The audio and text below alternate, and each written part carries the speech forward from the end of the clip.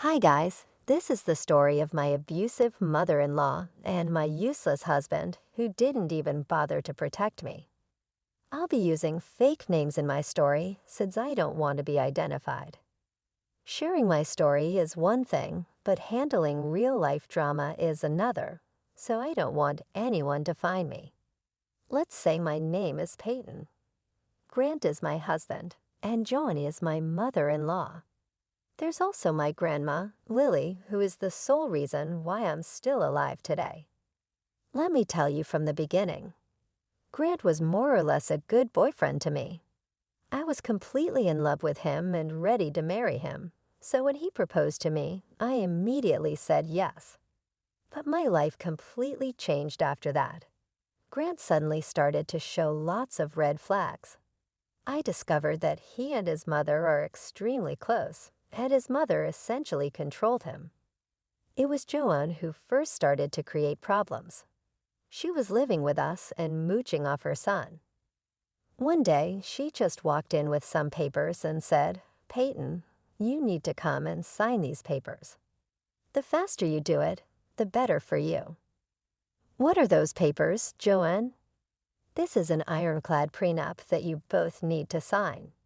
It says that in case of a divorce, none of you can claim anything from each other. Sign it right now." "Wait a minute, did you just make a prenup without consulting us?" "This is really humiliating, Joan. Why would you do that?" "I did this so you can't take my son to the cleaners in case of a divorce. You earn way less than him, and this house is his. We cannot trust you enough to try and take everything from him." "This is insane, Joanne. I am not some witch that you make me out to be. This is ridiculous. I won't sign a prenup just like that. I feel insulted. You should have talked to us about this." "Actually, I know about the prenup. It's not a big deal, Peyton. If you are really not with me for money, you should have no problem signing this." I was pretty taken aback at the fact that Joanne and Grant had a discussion but didn't even tell me. No, I was not with Grant for money. I didn't earn much, but I had a big inheritance in store for me. I didn't tell Grant that yet. Grant and I fought for days, and Joan regularly verbally insulted me for not signing the papers. After a while, I went to my grandma for help. She listened to everything I said and said, "Honey, are you sure you want to marry this man? I don't think he's the right one for you. You two aren't even married yet, and he's already making plans with his mother to corner you. It's just this one problem, Grandma. I really love Grant, and he loves me too. I really can't imagine marrying someone else. He is a good man." Well, if you really already made that decision, I would actually encourage you to sign the prenup. I'll send my lawyer to read through the terms, but I have a request to make. You should never mention that your grandparents are millionaires. I don't want them to know. I haven't told them anything yet, Grandma, but why don't you want me to say it? I understand things better than you, Peyton. You're seeing them with rose-tinted glasses. Your grandfather and I worked hard to build this fortune. I don't want anyone to take advantage of you and steal your money. Grandma, you don't have to worry about that. I won't tell them anything since you asked me not to. Besides, Grant is a good man, and he will never do that. If his mother becomes too much, I'm sure he'll protect his wife. I was wrong. Grant was a horrible man, and his mother was much worse than I knew. I gave in and signed the prenup and later realized what a wise decision it was.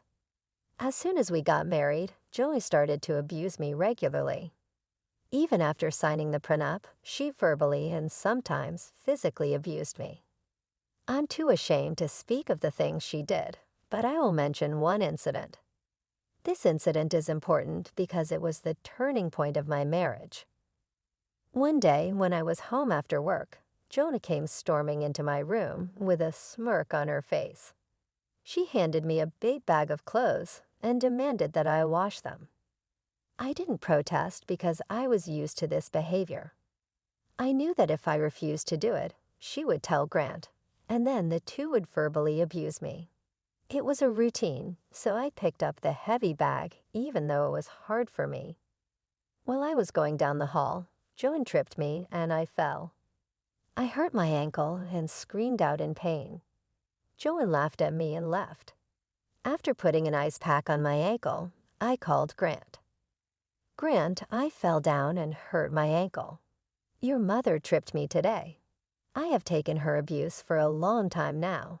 You need to do something. She's crossed her limits. Don't make up lies about Mom, Peyton. She would never do something like that. You just want her out of the house and don't want to do chores. Stop lying and defaming my mom. I'm not lying, Grant. Please believe me. Don't waste my time, Peyton. Go back and do the chores my mom gave you. I don't want another complaint out of your mouth. Grant simply hung up on me. He never stood up for me and always acted like I was in the wrong. I didn't say anything because I didn't want him to leave, but this time I couldn't take it anymore. I just cracked. Actually, I was secretly seeing a therapist with the help of my grandma, so their abusive ways were becoming too much to handle. It was at this point that I knew I had to get out. What pissed me off even more was that Joan sent me some nasty texts saying how I deserved what she did, and that Grant would never speak against her. I was freaking mad. I made up my mind that I needed revenge. The opportunity showed up later. My grandma passed away. I was sad but relieved because she was in a lot of pain. I couldn't stand to see her in so much pain. I stayed strong, thinking that she had finally reunited with my granddad and was now free from pain. Grant didn't even help me, even a little, when my grandma passed away. He didn't even show up to the funeral or anything, but he got to know that I received $250 million as an inheritance. Yes, they were that rich. Grant absolutely lost it with shock. He was being extra nice to me. When we went home the next day, another surprise awaited me. Joan was at the foot of my bed, looking very sweetly at me. I was surprised to find her in my room, looking creepily at me. I honestly didn't know what to think of it. In my mind, I could see this coming, but still, watching my abusive mother-in-law change her face was starting to creep me out. I said, "What are you doing here, Joan? No one told me you were coming today. Hell, why were you staring at me in my sleep?" "Oh, I came early so that I can help you with the chores. I made you tea, and it's right beside the bed. I know how much you love tea, so I ordered a special batch for you. You didn't answer why you were sitting in my room when I was sleeping. Honestly, Joanne, it is creepy as hell. I was trying to massage your feet, Peyton. I know you hurt your feet while carrying my laundry that day. Your feet must be so sore, so I thought maybe I could massage them for you. You literally tripped me that day, Joan. How dare you show up and try to massage my feet? Don't you have any shame?" No, you don't have to be so dramatic about that one. It was an honest mistake. I didn't know you would fall or that the load was so heavy. I already massaged your foot and made up for it, didn't I? You think massaging my foot will make up for the way that you have abused me? You are insane, Joanne. Get out of my room. I don't want to see your face right now. All right, I'll be in the kitchen making you breakfast. You don't have to worry about it anymore. I will take care of it. I will also make sure Grant has everything ready as well. You take your time and freshen up." Joan said that sweetly and left with a skip in her step. Her shift in attitude was making my head spin. Even when I was lying down, I felt like she had breached my privacy and was acting like a lunatic. Money can rarely make people do things, you know. Joan is solid proof of it. Grant must have told her to avoid my inheritance, which prompted her to make this visit a change of heart. But neither Grant nor Joan knew that none of them would get their hands on my fortune. I had made sure of that. I got out of bed and got dressed in my best set of clothes. It was my day of revenge, and I wanted to look my best. My therapy was working very well, and I finally had the confidence to stand up for myself. I went down to the kitchen with my bag and towel. It had some important documents that I needed to send out today. I guess you can tell what I was about to do. I found Grant with Joanne in the kitchen.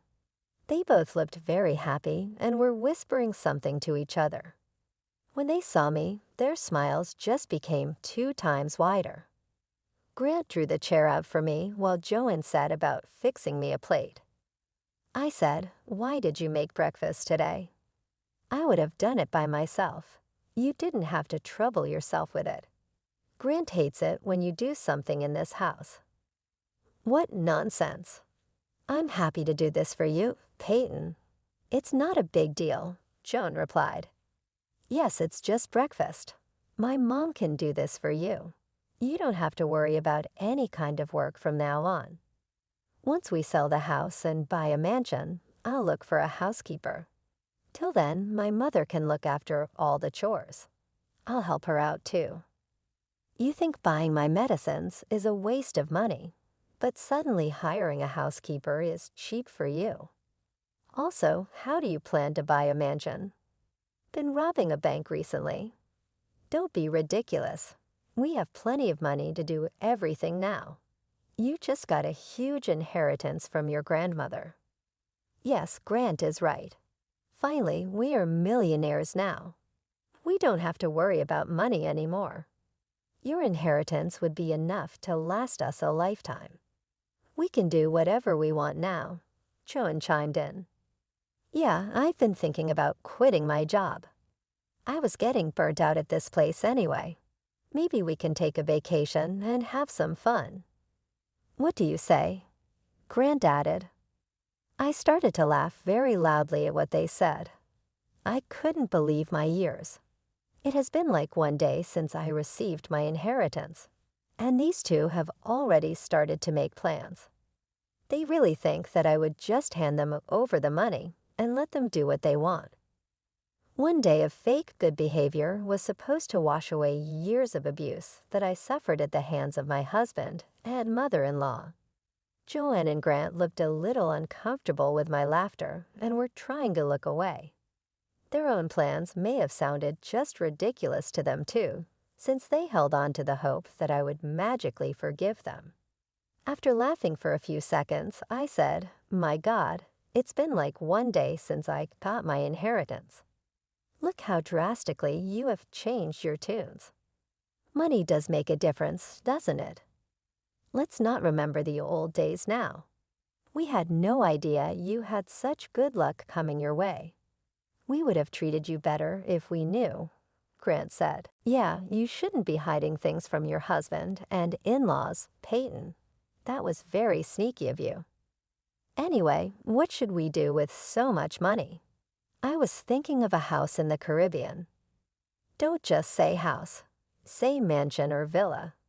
We can even opt for a penthouse. That would suit our status better.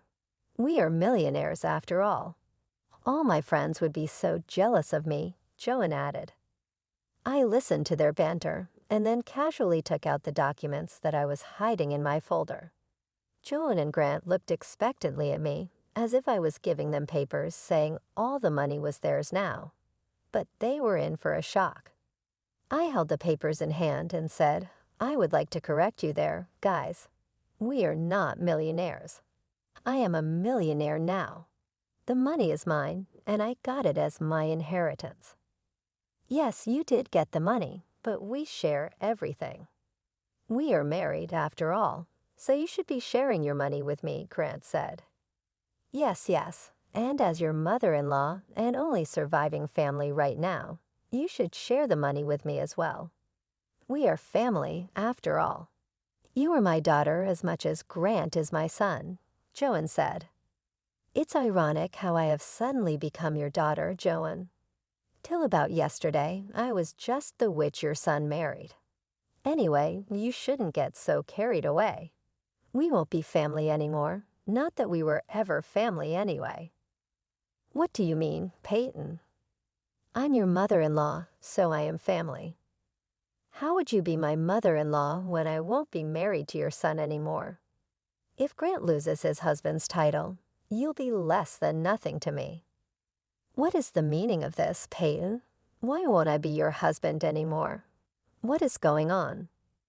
Well, I have filed for divorce. I did it the day after my grandma died. I won't be staying with you anymore, Grant. You're a terrible husband and don't deserve to be one. Saying that, I threw the divorce papers on the table. Grant and Jan both read the papers to check if I was speaking the truth. When they read through the documents, their eyes shot up to the sky. They looked at the papers in disbelief and then gave each other worried glances. I guess they didn't think I would be capable of filing for divorce. They said, "What is this, Peyton? Why have you filed for divorce? This doesn't make any sense. You think I'm weak enough to be stuck in an abusive marriage for the rest of my life. Why are you surprised, Grant? I had told you this was coming. I told you the very day Joan tripped me. My God, why are you still stuck in the past? I have apologized for it. Plus, it has happened already, and I can't change that. You need to be a little forgiving. This is not a big enough problem to warrant a divorce. Mom has already made amends for that. So you, Jen, confess to tripping me, and all you do is tell me to get over it. Get this into your head, guys. I am divorcing you, and you won't get a cent of my inheritance. I can't believe I fell in love with such a vile man like you, Grant. I'm ashamed I tried my best to impress a monster like you, Jan, but this abuse ends now. We are definitely getting a divorce, and we can do this the simple way or the difficult way. Suddenly, Grant and Jan looked very pissed at me. I guess they didn't like the fact that I called them out on their behavior. They knew that since I filed for divorce already, I was dead serious. It wasn't a threat to make them do what I wanted. They were now willing to follow my wishes anyway, since I had lots of money. They said, "What's the use of divorcing me, Peyton? You have more money than me because your inheritance is our marital asset. I will get half of it anyway. You might have half, but most of it will be spent on the lawyer. God, did you forget about the prenup that you and your mother forcefully made me sign? I'm sure my dear mother-in-law can remind you of it. She was adamant we sign a prenup." It suddenly dawned on them that they had screwed themselves over back then. They had no idea that I would somehow become a millionaire. They wanted to protect themselves because they knew no sane woman would stay with them after their abuse. The prenup was a way for them to abuse people and not have any consequences for it. But this time, they just played themselves. They dug their own graves. They said, the prenup was a long time ago. I'll talk to a lawyer and find out what we can do. We won't let you walk away with all that money. Yeah, you are doing this to threaten us. You can't do anything to us, Peyton. We will take your money and do what we please with it. So I take it that you will try and fight me in court. Oh, don't worry, Peyton. We will make this hard for you. You can't just decide on your own. I'll fight you in court. You can't get divorced without my signature, remember that. Really, Grant? So you will intentionally make the process difficult for me? Well, that's not an issue. I'm prepared for everything. I have some ammo of my own. What do you mean, Peyton? Joan, remember how you confessed to tripping me and abusing me in texts? Well, I will use them to file a report to the cops. That would be a fun event, won't it? No, you won't do that. You won't do that to me. That is impossible. I'll delete all the texts. Don't worry, Joan. I have all the texts saved and sent to some of my friends. Trust me, I'm perfectly capable of reporting you to the police. In fact, I can also show how Grant knew and didn't do anything to save me. It'll be a downhill battle for you in divorce court. Joan and Grant immediately started to hound me with apologies. They forgot the fact that I had the power to put Joan in jail. They thought I had let go of the incident, but I was just biding my time and using this for the right moment. Joan and Grant were in deep trouble. They were unsure of what to do. I took the divorce papers with me and left the house. I would collect my things the next day. Grant and Joan tried to stop me and said, "Don't walk away from us, Peyton. Let's sit and have a conversation about it. We can deal with the situation like adults and not make any rash decisions." "Yeah, you have to stay here anyway. Where will you go? Let's talk about it." "I'm moving into my grandmother's house. It has already been transferred to my name. I will be living there and waiting for Grant to decide on the divorce. I'm taking the papers with me so that you can't damage them and make me file again. As for my things, I've taken pictures of everything. Don't even think about damaging or getting rid of anything." Grant and Joan went on trying to stop me, but I had already called a friend who was waiting for me outside. I got into her car and drove off with her. Grant and Joan stood at the door and stared at us the whole time. After going to my new place, I contacted a moving company and booked them to bring my things from the house. In the months that followed, Grant and Joan did their best to try and change my mind. I kept reminding them about going to the cops because Grant didn't sign the divorce papers. Grant did talk to a lawyer who told him in no uncertain terms that the prenup was solid and he had no way out. After being threatened by me multiple times, Grant was forced to sign the divorce papers. He didn't want his mom in jail after all. Plus, he knew I would never give him a chance again. Grant and Joan are currently not talking to each other. Wondering why? Well, Grant did not take the divorce very well and started to blame Joan for causing problems between us. Grant was sure that Joan was the reason he missed out on being a millionaire. After having countless fights with her, he ended up kicking her out with nothing. Since Joan lived off Grant's money, she was left homeless and without funds. Last I heard, Joan was in a homeless woman's shelter with no idea what to do with herself. I did the course of informing everyone what horrible people Joan and Grant are, so they have been isolated from people. No one really talks to them. As for me, I'm enjoying my new life and casually watching the aftermath. I still stay at my grandma's place since it holds sentimental value to me.